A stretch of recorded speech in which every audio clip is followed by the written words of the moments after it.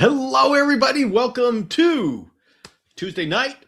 We are, this is the Chameleon question and answer session. We are live, and you can ask any questions you want or just hang out here with a bunch of people who love chameleons. And in the background, somewhere in there, is a yellow lip Parsons chameleon who still needs a name. So we'll get to that. All right, everybody, if you are watching this as a replay, just know you can be here live every Tuesday at 5 p.m. Pacific, either on the Instagram channel or the Chameleon Academy live YouTube channel. And if you have a choice between the two, go to the YouTube channel, because there's a lot of character being contained in that YouTube channel in the chat there. So ZenMind, ZenMind 99. I have not seen that screen name before.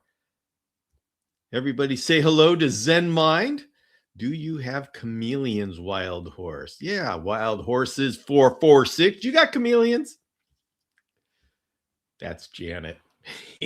Janet's got chameleons. Okay. And Robert S. Now, Robert S., are you the one who I will be seeing in Madagascar? Hello, Matthew. Welcome. Tracy Davis. Good to see you. That is a new name, I believe. Hello, Tom. Yeah, everybody, the screen names are a little bit weird today. I'm not sure what's going on. So if I don't recognize you, it's because the screen names are all strange right now. So let's see. ZenMind says, we want a Parsons so bad. Uh-oh. Well, ZenMind, are you on the newsletter? Because I'm going to be sending that. I keep saying I'm going to be sending out the newsletter with the Parsons. I'm going to have one that's available now and one that'll be available probably in a month or so. Yellow Lip Mail. So characters. Marcia says characters. James and Steve are here. Yeah, there's a lot of characters around here. Oh, okay. That is Robert. That is Robert, who has signed up, who will be going with me to Madagascar. We have quite the group going to Madagascar. There is going to be, talk about a lot of character on the YouTube channel. There's a lot of character we're going to be stuffing in that bus in Madagascar. So it's going to be a whole lot of fun. So, and very, very excited for all that. So anyway, this is an open question and answer session. This is my office hours. I am not very good at email, Instagram, Facebook, any of these places. The one place that I'm good at is I have the virtual campus. That's our private community, and anything happening there, I will be responding to, and in the live session. So this session is for us to all talk. Are there some beans to be spilled? Sounds like there's stuff going on in our community. So how much spending money do we need for Madagascar? Once you're in Madagascar, $100 usually does it. The only thing you really have to spend money on is laundry, and that depends on how much clothes you bring. It's about $1 per article of clothing, and it's less than that, but you can just gauge it like that. And souvenirs are a couple of dollars. Other than that, your room is taken care of, your meals are taken care of, and then it's just snacks at the local, and when we stop by gas stations and stuff, whatever you want, that's a couple of dollars. So $100 will cover you. Now, all tips are included except the tip for the main guy. He refuses to have that tip included in, and so that's all on you. And I usually do $100. So that's a total of $200 will cover you, and you will bring back some money. Now, you do need to change it into Malagasy money, Ari. And so what I do is I just bring $100 cash for the tip, and then I go to an ATM that is in the airport and bring out $100 worth of Ari. Ari exchange is about 4,500 Ari per US dollar.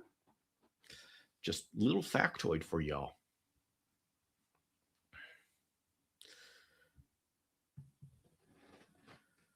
Can we talk about Parsons Chameleon lighting and heating? Sure. So $400 in their money, we are millionaires. So that's 450. Actually, a little over $200, $250, and you are millionaires in Ari. So, all right. So, talking about Parsons Chameleon lighting and heating. All right. Well, I will say, generally speaking, lighting. I like to have my cages brightly lit, as you can see right back there, brightly lit, and just with dense plant cover. And so the Parsons can decide if they want to be up or down. The UVB, I have it at low. I'll have UV index of 3 at the top branch, but as you can see, he likes to be hiding in the pothos. Well, actually, you can see him right there. But yeah, he likes to just be under the pothos, all of that big area, and you have to look to find the huge Parsons chameleon because he just kind of wiggles himself back in under the pothos and the foliage. And so, really bright lights, mainly for the plants. That's what I love doing. And as far as heat, the typical house temperature of the mid 70s is perfect for the Parsons chameleon. So I actually never have a heat lamp on my Parsons or my Shamrocks. Don't do that, and they do just fine. They don't bask. If you have a particularly cold area, they will bask because if they're too cold, they'll bask. But that's only if your house is like in the 60s. Sorry, oh my goodness. Well, I'll tell you why I'm yawning.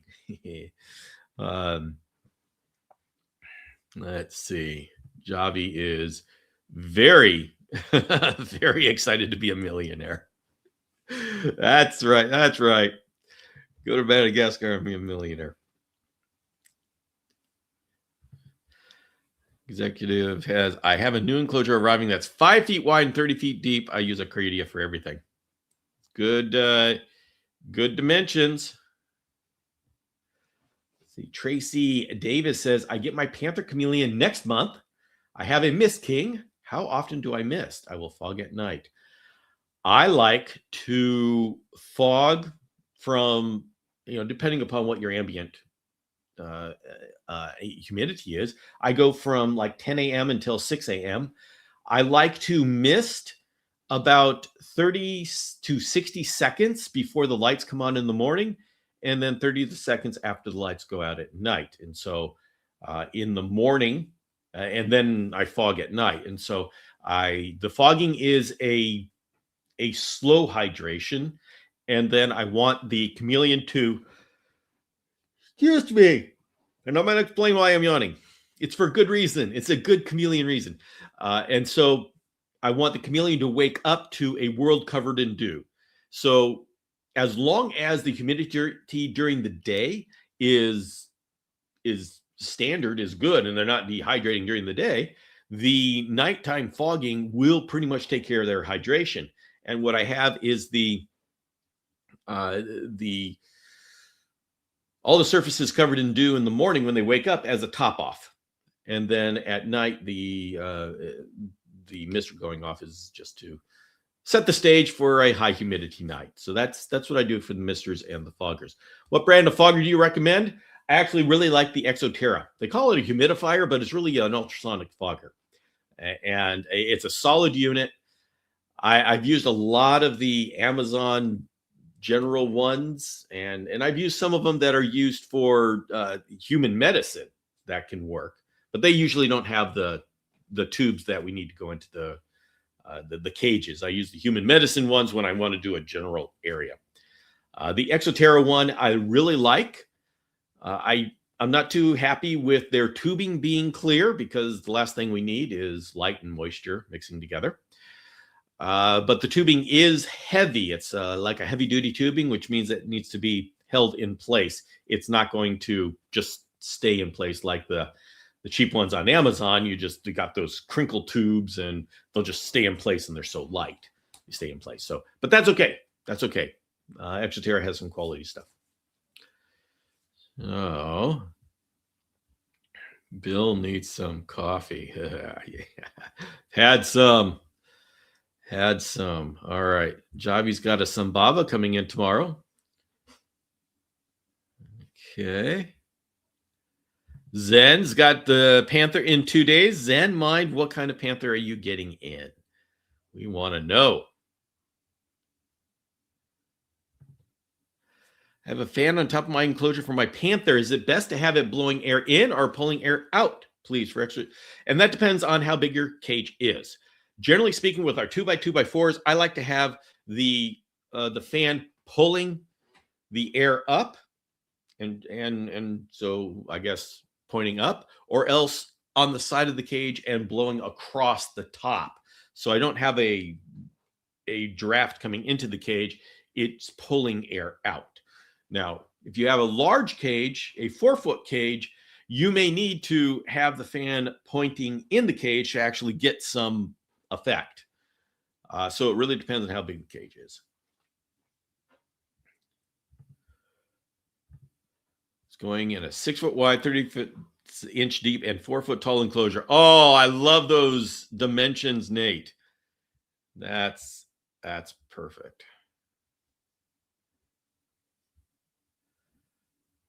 Oh, yes, Zen. Eliza Ann is here. We are so glad. Oh, thank you very much, Buenabetes, for talking about smashing the like. And Geraldine is here. Geraldine, a Madagascar alumnus or alumni. How does that work? I don't know. So Zen says, I'm stupid. Zen, you got to tell us what kind of Panther. Oh, Ambilobe. There we go. Ambilobes are awesome. Yeah. All right. Our Monsteras, Silver Sword Philodendrons, okay in a cage. Heavenly on the girls, I use those extensively in my chameleon cages. Although my Monsteras I use with the Parsons chameleon, I haven't used Silver Sword Philodendron. I've used a lot of different philodendrons. The one chameleon that you'd really be concerned about is a veiled chameleon, because they eat plants, but we still haven't run across a plant that we can say, yeah, that poisoned a veiled chameleon.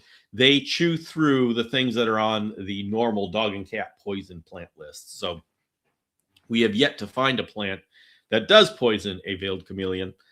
And they've eaten crotons and pothos and all these things that are supposed to be. I'm not saying there's no plant that won't poison a veiled chameleon, but we haven't run across it yet. We have a baby panther. You should be okay. You should be okay with that. Baby panther with a monstera. Ooh, do you have a large cage? That is very nice. Oh.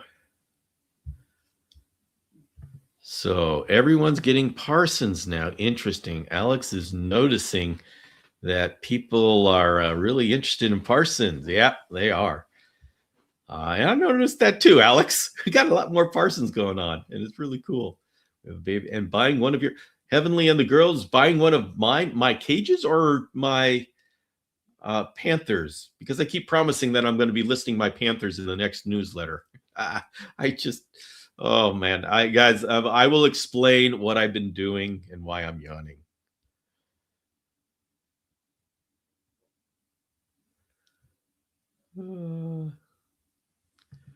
Maybe she get that handsome boy. No, actually, Eliza, and this one's staying with me.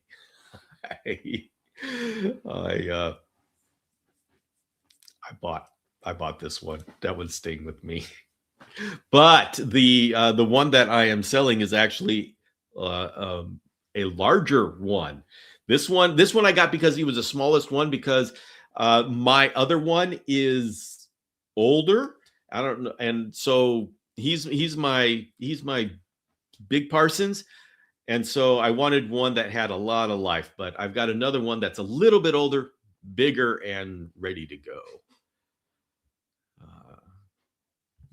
Monsteras would be very nice, but they get huge. Yes, it's amazing. You get a really good Monstera and they do well for Parsons. Yeah. So, okay. Can we see the other big male? Maybe on Saturday. He's out in he's getting his sun right now. Yes, they don't bask that much in the sun, but when he's outside, I just put the hose on them and get them hydrated. They just love the Parsons rain shower. So I can, you know what? I can bring up a picture. What the heck? Why don't I bring up a picture, everybody? Should I bring up a picture of my Parsons?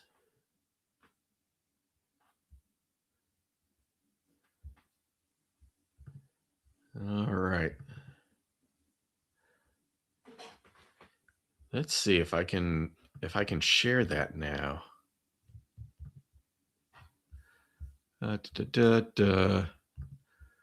Now, I'm really sorry, you people on Instagram, you don't get to see this. And it's not because I don't like you. It's because Instagram doesn't let me do this. You're saying, wait a minute, you can share stuff on you can share photos on Instagram.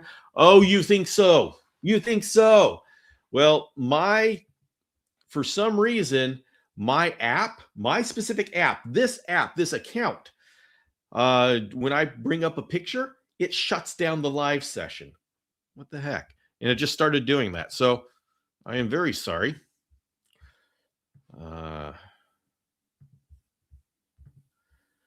Let's see. All right, here we go. This should work.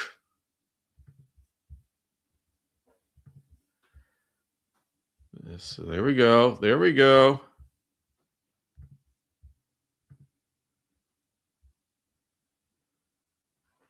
There we go. He is a beautiful blue.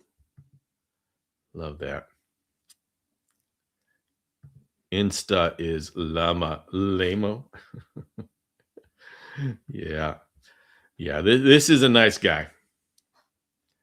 This is a real nice guy. But I am getting a newsletter together that I have all sorts of photos of the guy. Now, why in the world is Bill yawning? Well, I have been working very hard. If you remember, somewhere in my list of things that I got to do, we are getting a new course for the virtual campus. And for those are wondering what I'm talking about, is Emperor's New Groove is an awesome movie, and that is I would like to commend you for your taste. So one of the things I'm doing we have a virtual campus. This is a closed community. It's a paid membership community for the Chameleon Academy. This is the place to go if you're thinking, hey, I'll support you through Patreon. I'd rather you support me from the virtual campus, because even if you don't do anything, come there. But if you're there, you get to be part of the internal community. And there are courses. There's a course right now on chameleon parasites, and you can take that course if you can buy the course, you can do a monthly membership, or you can pay for an annual membership all at once, and you get the course and the membership. That's how it all works, guys. But I am working on the next course, which is all about your first chameleon, and that is going to come with a dude of a textbook. And it's a combination that I'm really excited about, but it's so much work, but it's going to be so awesome. So it's worth it. But I am literally getting up at 3 a.m. every morning and writing in the morning because why are you doing that, Bill? Because I'm very productive in the morning. In the afternoon, I'm not productive at all. Well, you're tired, Bill. Yeah, no, even if I sleep in, I just don't work well in the afternoon. I work really well when it's dark, nobody's around. I'm the only one up with the dogs around me, and I'm typing away on my computer. So that's what I am doing every day. I get to bed early so I can get up early and I can work on this, and that's what I've been doing. This week is my Chameleon Academy week. Last week was my Misty Mountain Fan Satanic Leaf-tailed Gecko week. This is Chameleon Academy week. And so that's why when I get to the end of the day, I'm going, oh my goodness, what a day this has been. But I have got the membership, completely forgot about it until Jana, you got to join us and post your fun stuff.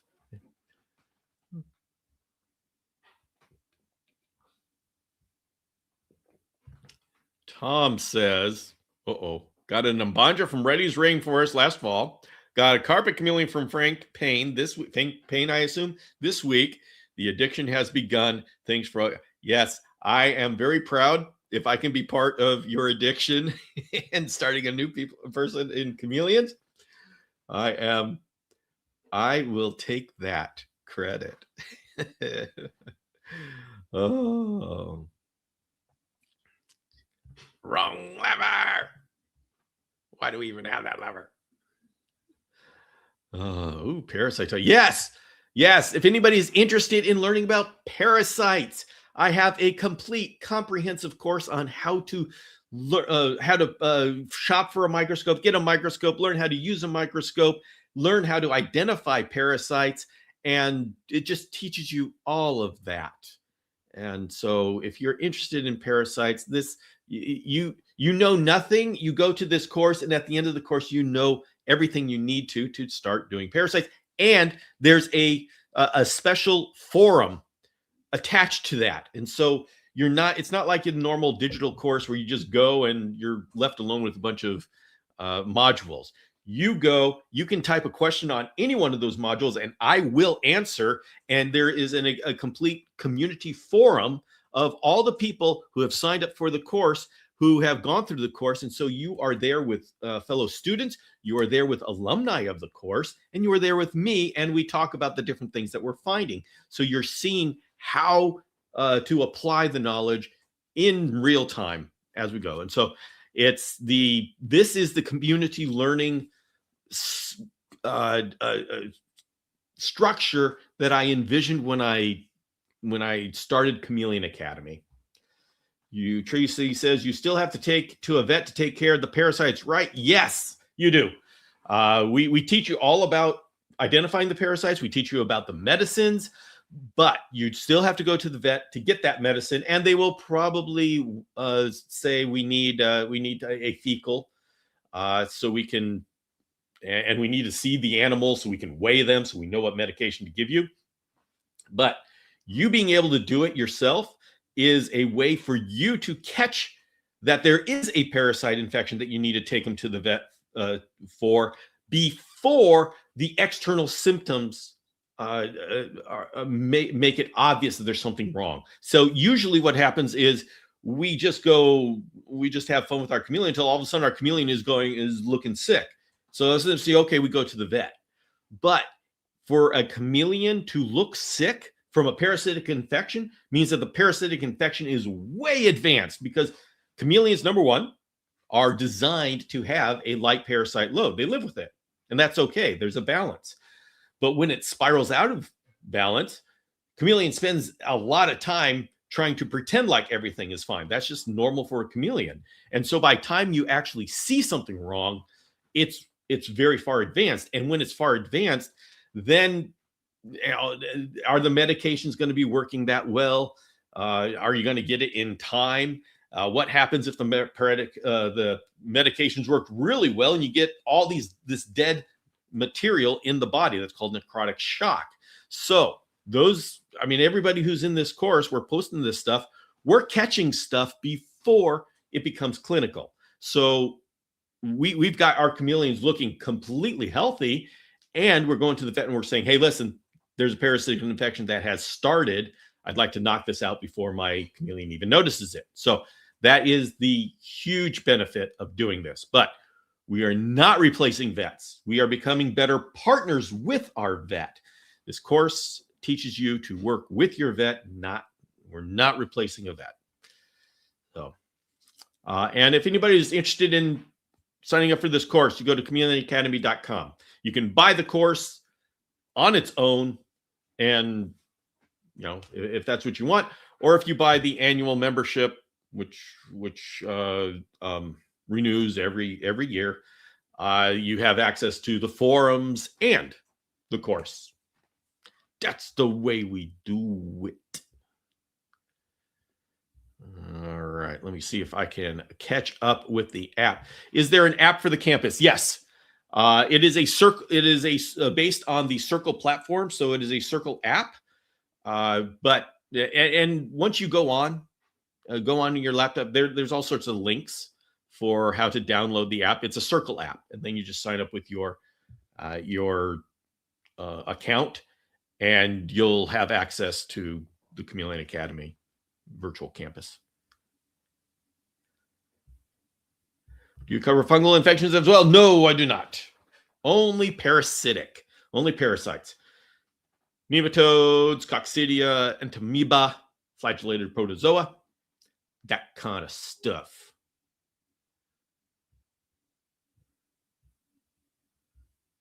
Yeah, Jenna, we need Lester. We need Lester on the virtual campus. We want to see Lester. We demand Lester. Okay. I'm catching up on the chat here. I always get behind.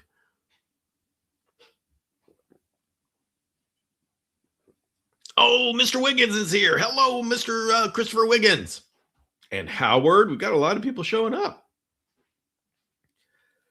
A lot of people show. Good to see y'all. All right. Howard says, Bill, does it come with a microscope and an awesome 3D printer? Asking for a friend. The course does not come with a microscope, does not come with an awesome 3D printer. It tells you how to shop for a microscope. And there are a lot of people on the campus that love 3D printing. And so you will see a lot of very fun stuff.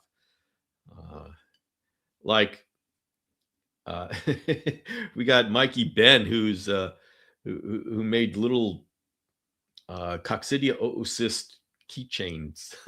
So we love our parasites. Oh, any merch available? Making any special merch for the 2027 trip? I ought to think about that. That's a great idea. I ought to start thinking about that. And so, yeah, everybody, if you're interested in going to Madagascar, next January is my last trip.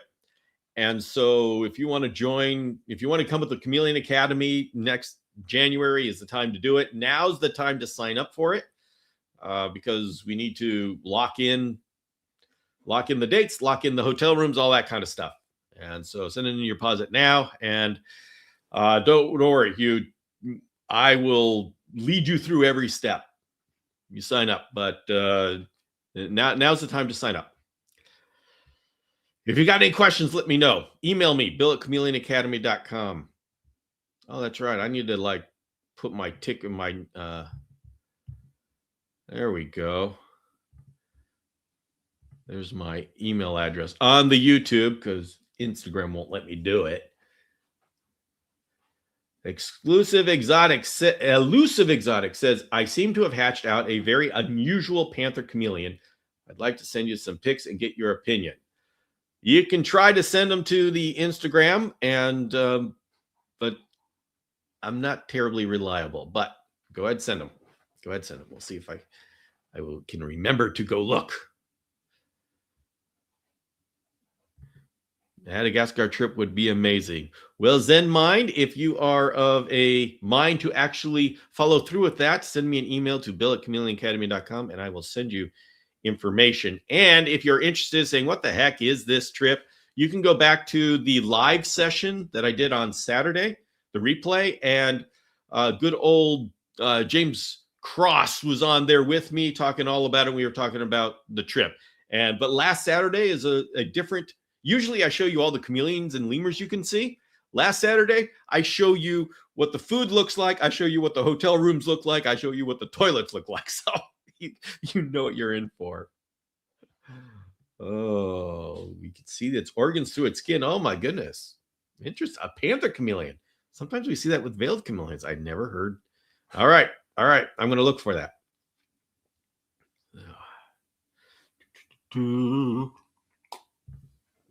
What the heck? It's Matthew Gallup. My goodness. Pulling in the stars today. Oh, yes. The parasite course. Thank you, Mikey Ben. You're right. I say it's for chameleons. That's because I specialize in chameleons and I work with the parasites that are specific for chameleons. But it's the same for so many other. I mean, coccidia, nematodes, entamoeba, flagellated protozoa. It's the same for almost all reptiles. So we are taking a look at bearded dragon poop. We're taking a look at frog poop, tortoise poop. So we're very the parasites are somewhat universal.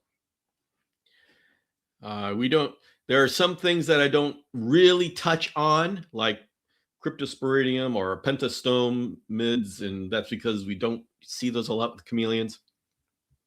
So I'm not saying that this is a comprehensive course on reptile parasites. I focus on the chameleon parasites. And there's James. Yep, James is excited about. James is coming. He's excited about this. Yeah. Wendy says, how long would you wait for a new panther to settle in before doing his first parasite test? He's 6 months old, and I've had him for 3 weeks. Well, a parasite test just means you collect his poop and you can send it to the vet. So it's absolutely not invasive. Just do it whenever. Do it as soon as you got good poop. As far as when I would do the medication, it depends on what he's got. Nematodes, generally we use fenbendazole or Panacur for nematodes, and that is very, very, very safe. It doesn't get into the bloodstream much. It stays in the gut. And so Panacur, fenbendazole, absolutely, I do that without thinking. If he's got coccidia, I use Panazarol, and that's pretty... that's not very dangerous. The one thing I do hesitate on is metronidazole or Flagyl, which is for flagellated protozoas. Sometimes that, number one, it's a dose that's 1 a day for 5 days. So it's a lot of stress on your chameleon. And it gets into all areas of the body. So it's invasive. I make sure that I'm serious about that. I really have a parasite problem before I use metronidazole. And honestly, panther chameleons are more hardy. I find with the Kaluma, like Parsons or Shamrock chameleons, I've seen reactions to metronidazole that I'm not happy about. Yeah. Oh, you've studied microscopy. All right. Well, then you're in the fun of it.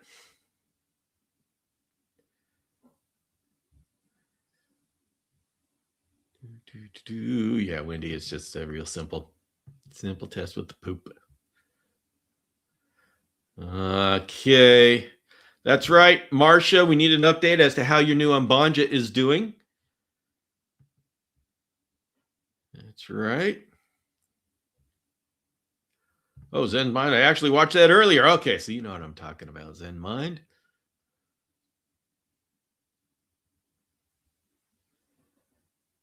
Okay, just making sure I'm trying to catch up on the chat.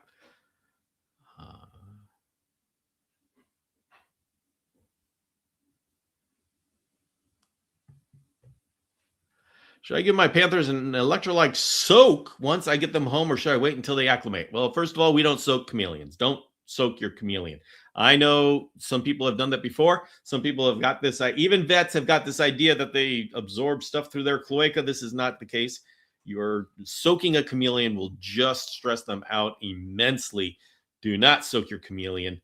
That's not an opinion thing. That is a fact. Do not soak your chameleons.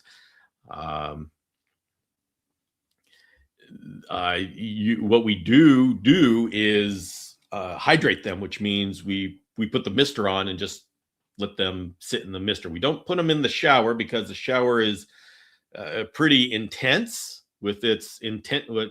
It's big drops coming out. So we put them in the mister and we just run the mister until they look hydrated.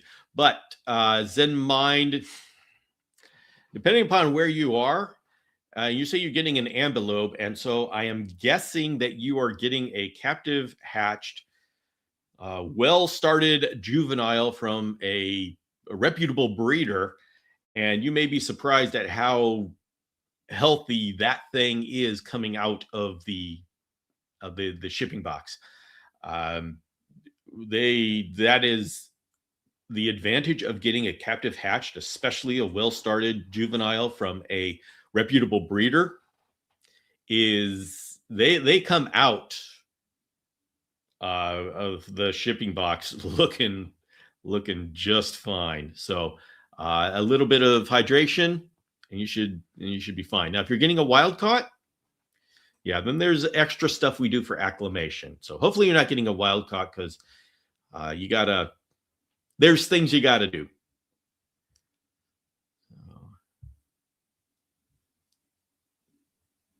Do you ever work with dark field microscope? I do not. There is a lot with microscopy that I would really like to get into and do more of, but for the basic parasite, I have not gotten into dark field.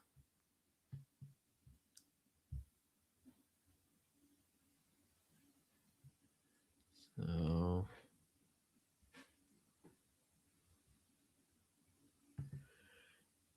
Yeah, there's a number of Zen is saying I do that with my desert lizards. I like to do the soaks, but that makes sense for the chameleons just don't. It stresses them out. It's unfortunate that people do the soaks thinking, hey, I'm giving them a hydration, but it stresses them out so much to be held. Number one, to be held and in water. That is not what chameleons like. So just bypass that soak for the chameleons. Walter the Mbanja is incredible. He's eating better than all the others except Arlene. That is great to hear, because Marshan just got an Mbanja. Amazing. Captive bred lineage can be traced by you're as long as you're getting them from a reputable breeder, this guy's going to come out and say, where's the food? How often would you say Parsons use the bathroom? Depends. Okay, so that's a tricky question. I know what you're asking, Alex. It's a really tricky question because it depends upon whether they're brumating or not.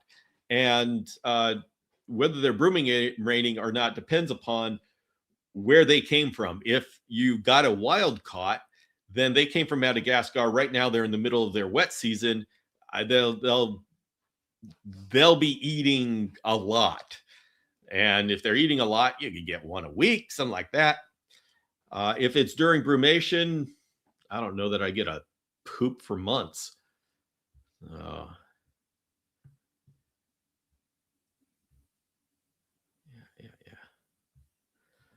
All right. Whew. Oh, I don't have it here, but I just want to remind everybody, the book Mountain Dragons. I they are now. I now have the last ones for sale in the United States, and there are no more. The author Jan Stapala, his garage is clear of any books that don't have water damage, and so we have the last ones. I have the last ones in a box, 2 boxes of 10. So actually, I have 20 left. And once those are gone, there are no more, because he did one print run. So if anybody here is wondering what I'm talking about, I wish I should have I'll bring the book next time. Mountain Dragons is an amazing book. It's about Jan Stapala going through the highlands of Kenya, and there are pictures of Jackson's chameleons, Honelii, and Sternfeldi, species you've never heard of. It's a beautiful picture book, and he published it, and he bought a bunch, and they sat in his garage, and I said, okay, I got to sell these. And so I am the one who sells them in the United States, and we sold through all of them except for these last ones. So if you don't have this book, go to dragonstrand.com and pick it up. You will not regret it. And it will be painful when these are gone, because these are not going to be found in used bookstores. People are going to hang on to this one. It is wonderful. So let's see. Everybody's waiting on poops. Yeah, that's this is the chameleon community. We wait for poops.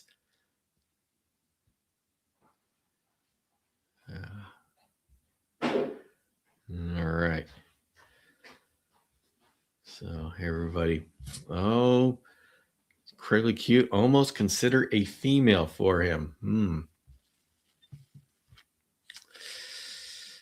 Okay. Well, all right. So if anybody's got questions, you put them in there, but I'm going to go ahead and give you a little bit of a update as to what's going on in the world. I am the first episode of season 11 of the Chameleon Academy podcast is now out. It is you go to your podcast player and just look for Chameleon Academy. I know a lot of you know about me through YouTube or this live session, but my main outreach really is an audio podcast, which I've had for over 10 years. This is the 11th season. And that is the place that we can talk about concepts and get into it in a depth that you can't in a YouTube video. Or if you do, you're not going to get any. It's not going to get the algorithm's not going to pick it up. So this is for people when they're driving to work. This is for people when you're doing chores, you're working out, or you're cleaning chameleon cages. Put this on a headset and just relax and listen.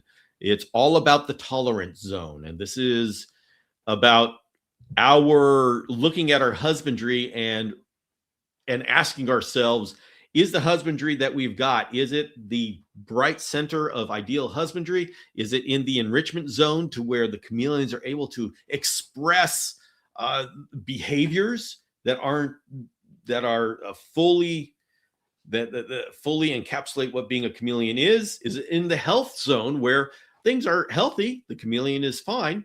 So that's our basic core husbandry. Or is it in the tolerance zone, the survival zone? This is where they're living, but there's stress on them. And one of the important things for us to realize is that they can be in the survival zone. They can be stressed and not showing that they are.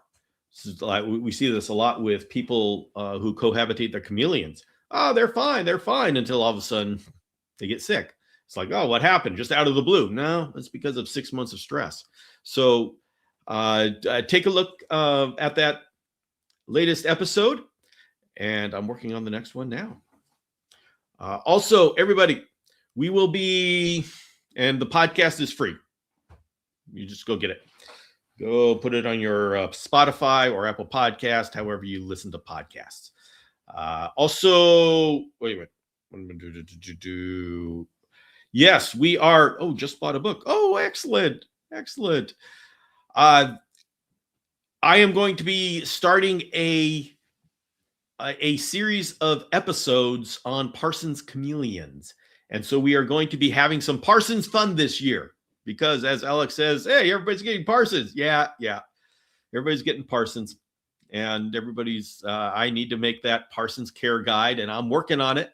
So we're going to be having a Parsons party, and that's going to be, let's see, okay, let me figure out the date here. So I think the 14th is going to be that on the Saturday. That's a Saturday. And for our Saturday show, that's going to be our Parsons party. So you have 2 weeks to get me your Parsons photos. Go and do a photo session with your Parsons chameleon. Get me good photos in good lighting, in focus, and send them to me so I can have a show off the community Parsons chameleons. So let's do that. Can we get a Parsons book? The reason why this care guide is taking a long time is because I'm making it a mini Parsons book. So it's not going to be like a 200-page book, but I don't know. We'll see how long it is. I don't know if it will justify being hardcover, but it'd be a shorter book. Maybe, I don't know, 25, 50 pages, something like that. So I want to make it kind of fun. And I'll offer it as a PDF for everybody to get the information. But for those of you who like books, I'll bring on some books. And you know what? We'll have a book signing, and I don't know. Should I have a Parsons Chameleon sign? We'll have some fun merch stuff for it. So we're gonna make this Parsons care guide a fun project for us.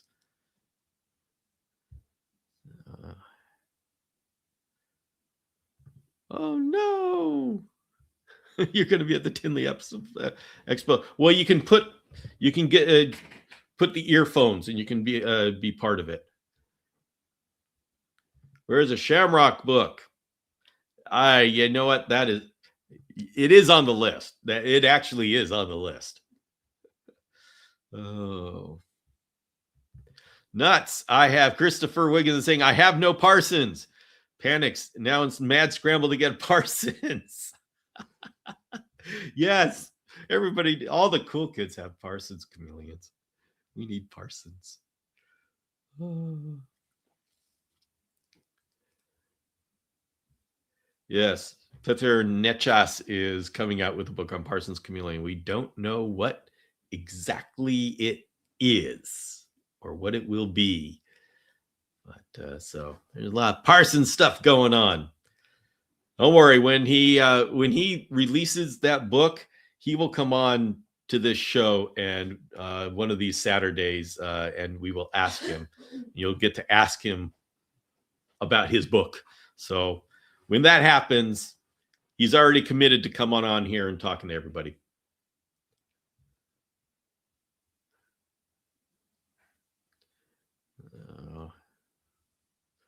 Oh boy. Now we've got Tango McNugget giving chameleon jokes.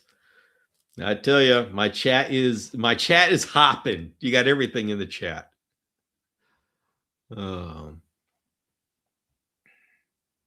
Robert's asking, has anyone experimented with seasonal variations in their lighting schedule? Is it something worth implementing? Seasonal variations. I will say for Madagascar species, I have not. And well, okay. Yeah, not for the ones I have inside. For the ones I have outside, I do. But the thing is, the ones outside, I think that the nighttime temperature is what really drives the seasonal variations in the Kaluma. Now, this is just my personal thought. I give them as much hydration during the quotes dry season that I do the wet season. I just let the temperature go down. So really the only seasonal thing I do is temperature at night.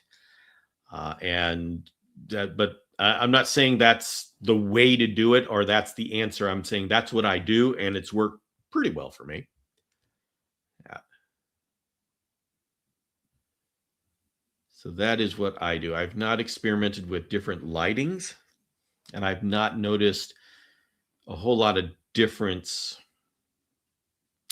Yeah, it's that's going to be a tough thing to isolate because there's so many other things that go along with the change in lighting.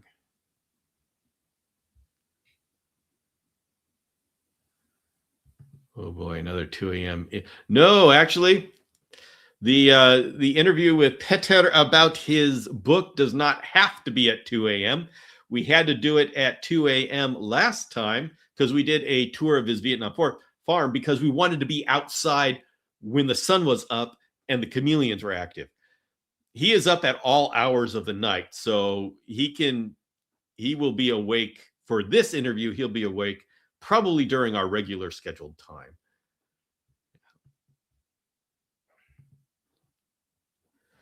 David's birthday present is a Nocifali from Reddy's Rainforest for his first. David's getting a reptile of all his own? Oh, I like where this is going. Tango says, oops. Welcome back from your trip. Well, thank you very much. Yeah. I'm almost recovered from my trip. Have an AC unit ready for our summer. Oh, good. Your chameleons will like that. Is the lighting schedule in Madagascar the same year round? It has a variation, I think about 3 hours or something like that. They are kind of close to the equator. They're far enough away that they do have a variation, but it's not that great. Now, how much do Parsons really detect? Don't know. Do not know. Goodbye, Eliza Ann. What level UVB does Parsons need? I provide UV index of 3 at the basking branch, and they rarely use it. So how much do they need? Well, they certainly don't bask in UVB like a Panther or a Veil does, or a Jackson's. Oh, hey, we got some of Julian Madrigal. Thank you for all your information online. You've helped me out so much. I am glad to hear that. Everybody say hello to Julian. Hey, that's the first time I've seen Julian here. So you never know who is just hanging out and watching, but you know what? We always want to celebrate when somebody posts their first time. It's good to see y'all. Howard's asking, are pygmy leaf chameleons on the market? Yes, they are.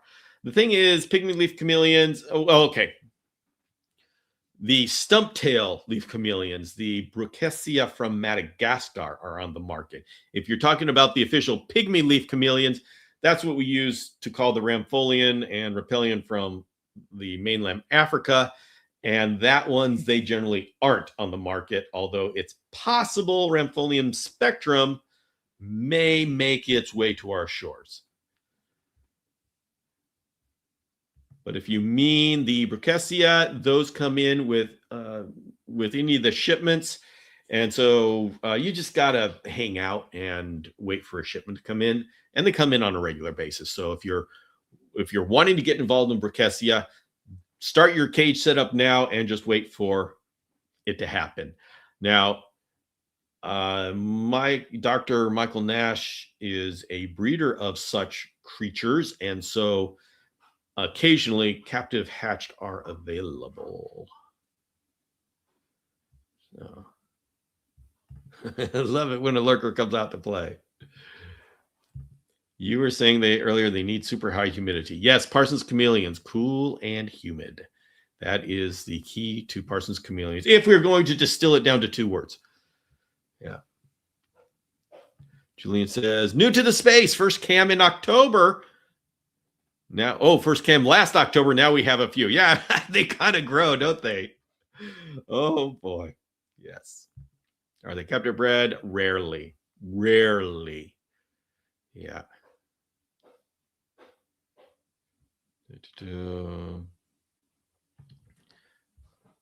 Hugo Magana says, quick question. Do you guys keep your heat lamp on all day? I do not. Well, it depends. I generally keep it on as little time as I need to. Generally, that's a couple of hours, unless they are inside my house, which, by the way, my house is a satanic leaf-tailed gecko breeding facility, which means I wear a hoodie at times because it's cold in here. Yeah. And I actually, right now I do have some panther chameleons, and they have their heat lamps on all the time because they're in this nice, cool ambient weather. Hey, Annette, very good to see you.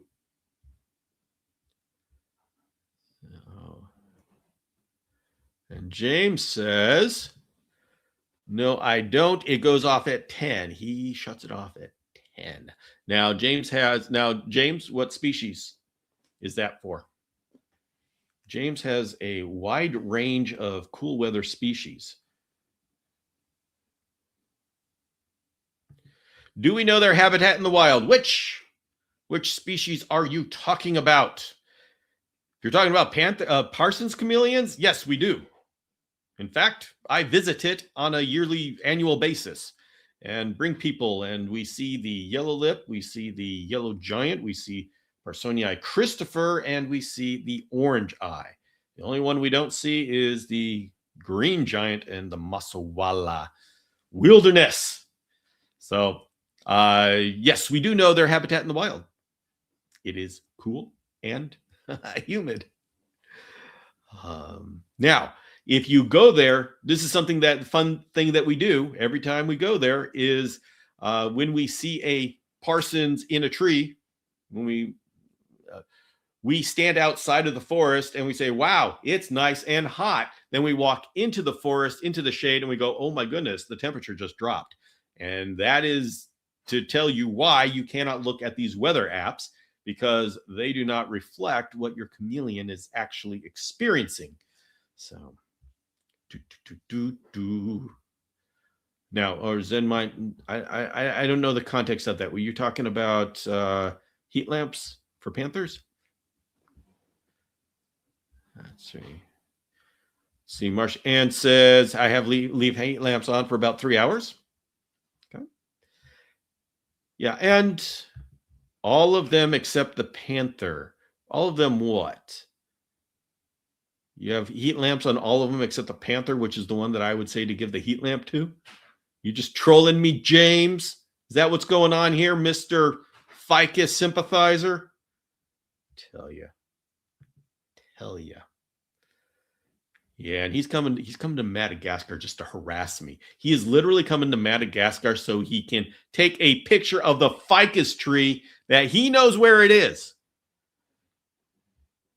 Oh, there's going to be fireworks this trip. There's going to be fireworks. Drama on the high seas.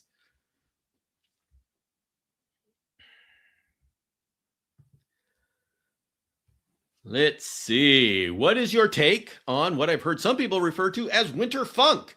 My panther chameleon used to have reds and warmer colors when he's fired up, but the last 2 to 3 months, I've only seen his cooler. Yep, it's a real thing. When the temperature gets cooler and they start, they react. And so they are following the weather patterns. And this is normal. This is normal. We see it. And yes. You have any other questions about winter funk? Let me know, but it is normal. So,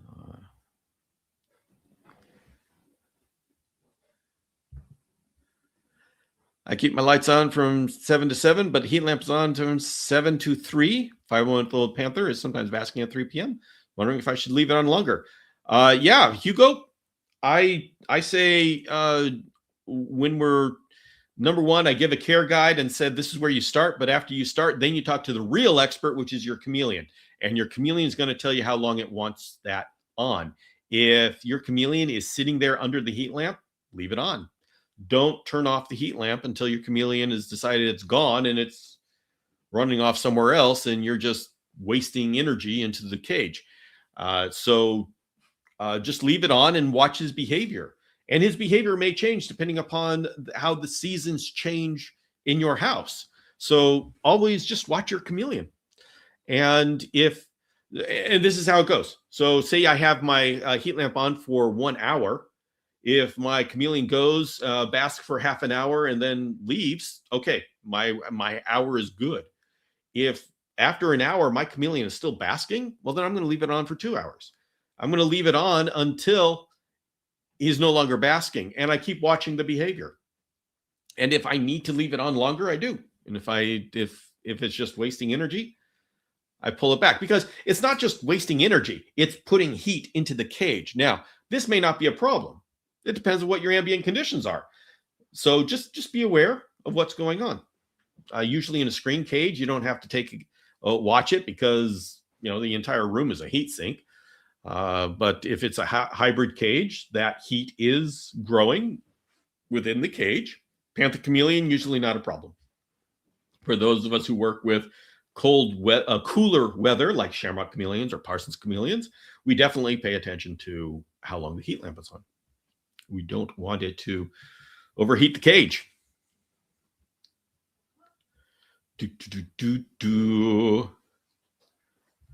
Looking at Senegal chameleons. He likes a banana green. Oh, yes. Alex says, I've honestly had to keep my fogger running at different intensities to maintain the humidity because of how dry it's been because of the winter in New York. Yes. Yeah. Especially when things go dry, just up that fogger mister, keep that humidity going, our hydration going. One thing we Parsons chameleon people deal with, we work a lot of water.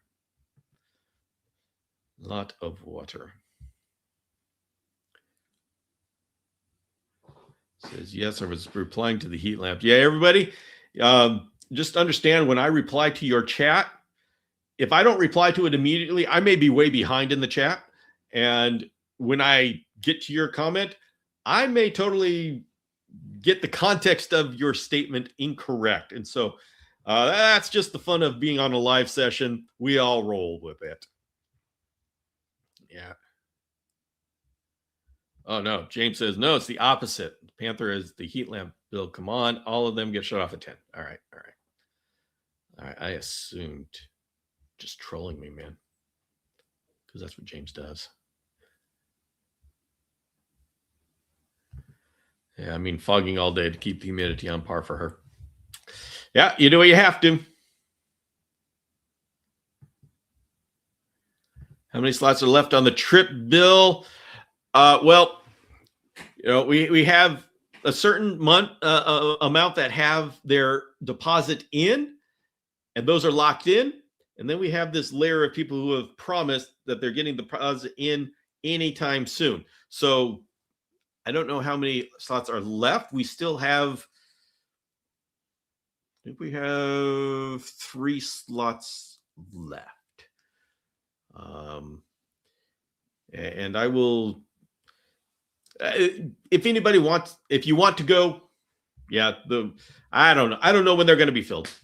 I've got a lot of people talking about it. I've sent out a lot of information. And so I cannot let anybody know how much longer they may fill up tomorrow. I don't know when. So I can't offer a reliable estimate as to when it's going to fill up. So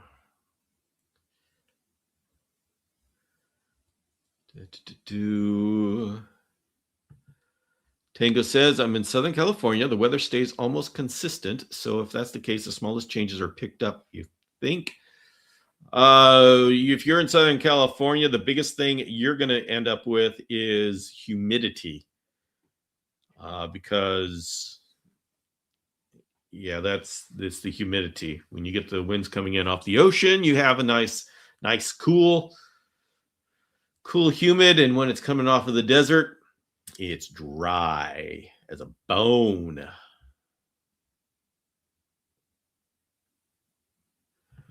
Howard says, as of 2026, I'm done with AI, especially AI videos of reptiles that don't exist.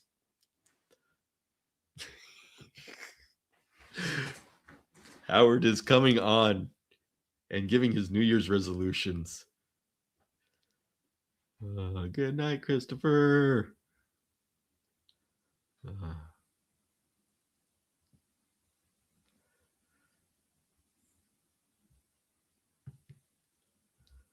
Oh, okay. Barometric changes. Yeah, here I am, just jumping into conversations. I don't know what I'm talking about. I don't know what you're talking about. I'm just jumping in anyways. James says this trip is going to be full to the top. It's going to be the best time ever. Go out like a bang right now. Yeah, I've got people returning from the previous trips, so there's a lot of friends going. This is going to be quite the fun trip.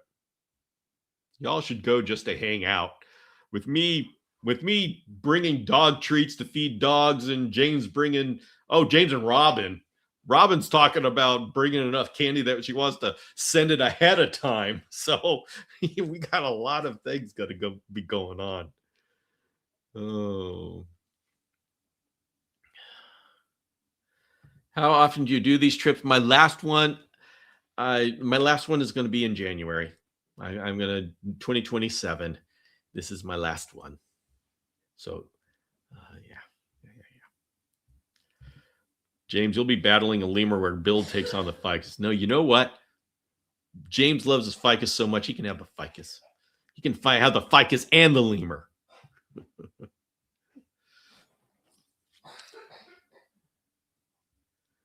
Yeah. So, all right. What time? Oh man, we have gone over the limit here. So Jenna says, found out today my second surgery is in mid-April, so hope it gets better by January. Oh, yeah, I hope so. Yeah. Marsha Ann says, it's 9 o'clock in Savannah. Humidity outside is 89%. Ooh, nice. Nice. So, yeah, James has a vendetta. There is a super villain to his superhero in Madagascar. He was just waiting for James to come back. That lemur wants you know what, everybody? We need to, I need to bring up that lemur. Oh, no, poor Yvette. So yeah, everybody, I'm going to bring up James's nemesis. And literally, this is the lemur. This is the lemur. No, okay, I'm going to be doing that one. Yes, here you go. Here, this is okay. You got to hang out for this one. I got a video. All right, James. Here's. I'm not sure if this is the actual one, but it's at least one of his friends. Here we go. Hey, what do you? All right. How do you handle a situation like this? Hey, get out of my. What? That's Patrick trying to get his cup way. back. Hey. And that lemur's not giving it back. Yeah. Oh boy. All right.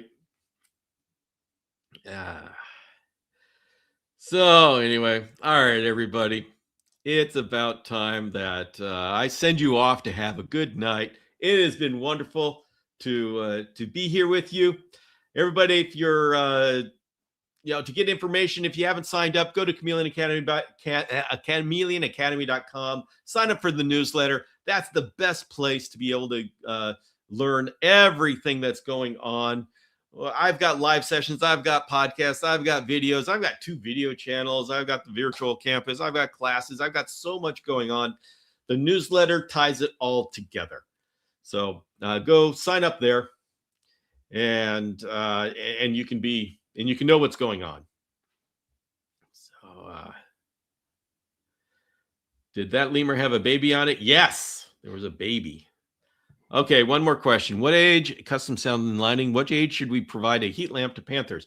Mine are almost 2 months old. They are in a 12 by 12 enclosure, and the temperature swings between 73 and 66 between day and night. I would say, first of all, put them in a larger enclosure. The problem with the 12 by 12 is that's a very small space to try to create gradients. You'll notice, and custom sound and lighting, I've not seen that name before, so this may be a new approach that you have not heard of. I know the general idea out there is to give small enclosures to babies. Around the Chameleon Academy, we do large enclosures to babies to the point where we actually put babies into the adult size cage. Now that makes a lot of people nervous who haven't done it, but that's what we do. And the reason is because with the larger space, you can create these gradients. And so you can have a heat lamp, you have your UVB, and your chameleon can get out of it. When you have a 12 by 12 enclosure, I assume that's 12 inches by 12 inches, you don't have a whole lot of space. So you have a heat lamp, but it's got to be a small heat lamp so it's not overpowering the space. And so I provide a heat lamp from the beginning, from hatching. But I also have my hatchlings in what is it, 16, 15 by 18 by 30 inch tall, or they're in a 24 by 24 by 48 inch. And so I don't have to worry as much about overpowering the environment. Now, if you are interested in more of, like, if you really want to get into the philosophies that I have about babies, there is a book that I published literally on baby chameleons, how to take care of baby chameleons. Let me bring that up just in case you're interested. It's a Tiny Dragons book, and it is available on Amazon. And I am going to get the link for you. So anybody interested in my way of taking care of babies? I love baby chameleons, love taking care of them. And I love doing it in a way that enriches them and treats them as if they are special. And so I put it all in this book. It is a 192-page book, full color pictures, hardcover book. This is a serious book on taking care of baby chameleons. So, hey everybody, I am going to, yay, thank you, Janet, recommend the book.